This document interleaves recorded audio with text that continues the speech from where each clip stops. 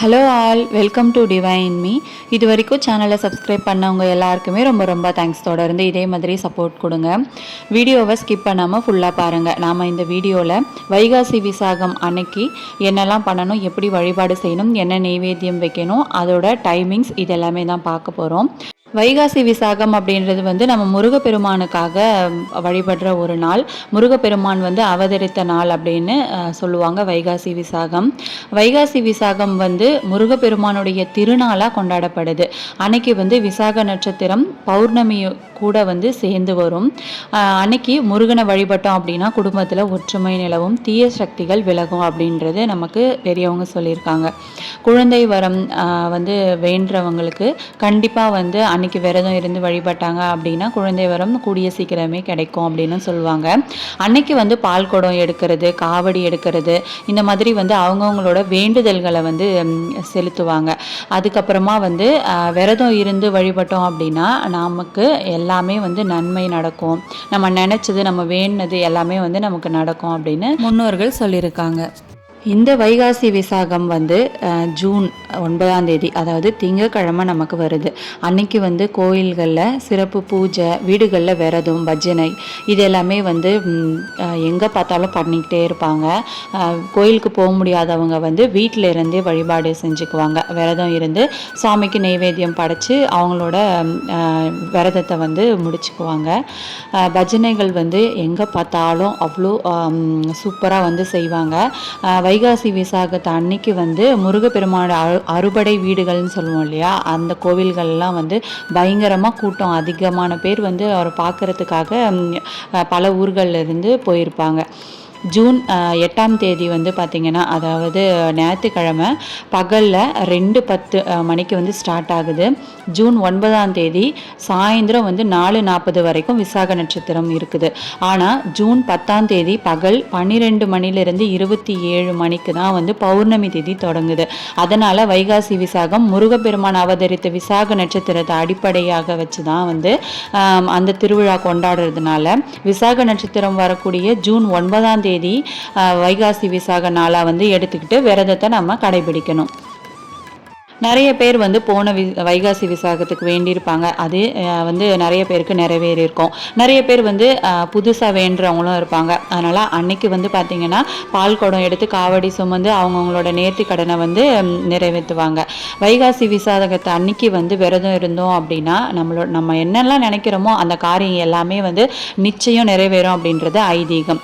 முருகனுடைய அருள் கண்டிப்பாக முழுசாக நமக்கு கிடைக்கும். ஆனால் நம்ம வேண்டுறது ரொம்ப நேர்மையாக இருக்கணும். நம்ம வேண்டுறது பார்த்திங்கன்னா ரொம்ப பக்தியோட பயத்தோட வேண்டணும். குடும்பத்தில் இருக்கக்கூடிய பிரச்சனை எல்லாமே நீங்கும் அப்படின்னு சொல்லியிருக்காங்க. முக்கியமாக குழந்தைக்காக ரொம்ப நாள் காத்துட்ருக்கீங்க அப்படின்னா அவங்க இந்த விரதத்தை எடுத்துக்கலாம். அதுக்கப்புறமா கல்யாணம் தடைப்பட்டுக்கிட்டே இருக்குது அப்படின்னா அவங்களும் இந்த விரதத்தை எடுத்துக்கலாம். கணவன் மனைவி பிரிஞ்சிருக்காங்க அப்படின்னா அவங்களும் ஒத்துமையாக சேர்ந்து வாழ்கிறதுக்கு இந்த விரதத்தை எடுத்துக்கலாம். ஆனால் ஒவ்வொருத்தவங்களோட ஹெல்த் கண்டிஷனை பொறுத்து தான் அவங்கவுங்க விரதத்தை எடுத்துக்கணும். இதுக்காக எல்லாரும் கட்டாயம் சாப்பிடாம தான் சாமி கும்பிடணும் அப்படிலாம் எதுவுமே கிடையாது. ஃபஸ்ட்டு அவங்களோட ஹெல்த் ரொம்ப முக்கியம். அதுக்கேற்ற மாதிரி நீங்கள் பார்த்துக்கோங்க.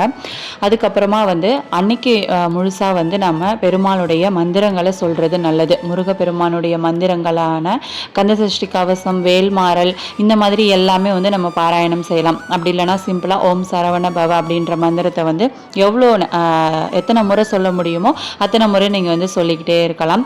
அன்னைக்கு வேல் வச்சுருந்தீங்க அப்படின்னா வேல் வழிபாடு செய்கிறது, வேலுக்கு பூஜை அபிஷேகம் எல்லாமே பண்ணுறது ரொம்ப ரொம்ப ஸ்பெஷலாக இருக்கும். வைகாசி விசாகம் பெரும்பாலான முருகர் கோவில்களில் 10 நாள் திருவிழாவும் கொண்டாடுவாங்க. அன்னைக்கு முக்கியமாக பார்த்தீங்கன்னா நம்ம அன்னதானம் செய்யணும். யாருக்காச்சும் ஏதாவது வாங்கி கொடுக்கணும். அதாவது இல்லாதவங்களுக்கு கண்டிப்பாக நம்ம அன்னதானம் செய்யலாம். இல்லைனா ஏதாவது பொருளாகவும் வாங்கி தரலாம். ரொம்ப ரொம்ப சிறப்பானது அன்னதானம் தான். அதனால் சாப்பாடு வாங்கி கொடுத்துருங்க. கண்டிப்பாக உங்ககிட்ட சிலையோ சிலையோ இல்லைனா ஃபோட்டோவோ இருந்துச்சுன்னா நல்லா தொடச்சிட்டு சிலை இருந்துச்சுன்னா அபிஷேகம் பண்ணிவிட்டு வேல் இருந்தாலும் வேல் பூஜை இதெல்லாமே செஞ்சுட்டு நீங்கள் வந்து விரதத்தை ஸ்டார்ட் பண்ணி அதுக்கப்புறமா வந்து யாருக்காச்சும் அன்னதானம் கொடுத்துட்டு கோவிலுக்கு போயிட்டு வந்து விரதத்தை முடிச்சுக்கலாம். நீங்கள் வந்து வீட்டில் படைக்கிறது வந்து பார்த்திங்கன்னா ரொம்ப தடபுடலாக செஞ்சு படைக்கணும் அப்படின்லாம் அவசியம் இல்லை. தேன் கலந்த மாதிரி ஏதாவது ஒரு ஸ்வீட் மாதிரி செஞ்சு நீங்கள் வச்சுக்கலாம். அதாவது வாழைப்பழத்தில் தேன் கலந்த மாதிரி வச்சுக்கலாம், திணை மாவில் தேன் கலந்த மாதிரி வச்சுக்கலாம். இது எல்லாமே வந்து முருகப்பெருமானுக்கு ரொம்ப ரொம்ப உகந்த ஒரு நெய்வேத்தியமாக இருக்கும். உங்களால் செய்ய முடியும் அப்படின்னா நீங்கள் வந்து சக்கரை பொங்கல், கற்கண்டு சாதம் இந்த மாதிரி ஏதாவது செஞ்சு கூட நீங்கள் வழிபாடு செஞ்சுக்கலாம். நீங்கள் செய்கிற அந்த பிரசாதத்தை நெய்வேத்தியத்தை யாருக்காச்சும் வந்து நீங்கள் தானமாகவும் கொடுக்கலாம். கோவில்களில் வந்து அபிஷேகம் நடக்கும் இல்லையா, அந்த கோவில்களுக்கு நீங்கள் வந்து அபிஷேகத்துக்கான பொருள்களும் வாங்கி கொடுக்கலாம். இவ்வளோலாம் பண்ணுறதுக்கு வந்து டைமே இல்லை சுத்தமாக அப்படின்னு நினைக்கிறவங்க, காலையில் வேலைக்கு போகணும் அப்படின்னு நினைக்கிறவங்க எப்பவும் போல் எழுந்து தலைக்கு குளிச்சுட்டு ஒரு 10 நிமிஷம் வந்து முருகர் படத்துக்கு முன்னாடியோ இல்லைன்னா சிலைக்கு முன்னாடியோ வந்து பூ வச்சுட்டு மனசார வந்து ஒரு விளக்கேற்றி வேண்டிக்கோங்க. ஒரு வெத்தலை, பாக்கு, வாழைப்பழம் இது மட்டும் வச்சு நெய்வேத்தியமாக நீங்கள் வந்து வேண்டிக்கிட்டு மனசார வந்து அன்னைக்கு ஃபுல்லாக மந்திரங்களை சொன்னீங்க அப்படின்னாலே போதுமானது. வீட்டில் இருக்கீங்க அப்படின்னா நல்லா டைம் இருக்குது அப்படின்னா வந்து கோவிலுக்கு போயிட்டு வாங்க. அதுக்கப்புறமா வந்து ஏதாவது ஒரு ஸ்வீட் செஞ்சு சாமிக்கு வச்சுட்டு விரதத்தை நீங்கள் வந்து கடைபிடிச்சிக்கலாம். இப்போ ஓரளவுக்கு வந்து எப்படி விரதம் இருக்கணும், என்னெல்லாம் வந்து நெய்வேத்தியம் வைக்கணும் அப்படின்னு சொல்லிட்டு கண்டிப்பாக உங்களுக்கு கிளாரிட்டி கிடச்சிருக்கோம் அப்படின்னு நினைக்கிறேன்.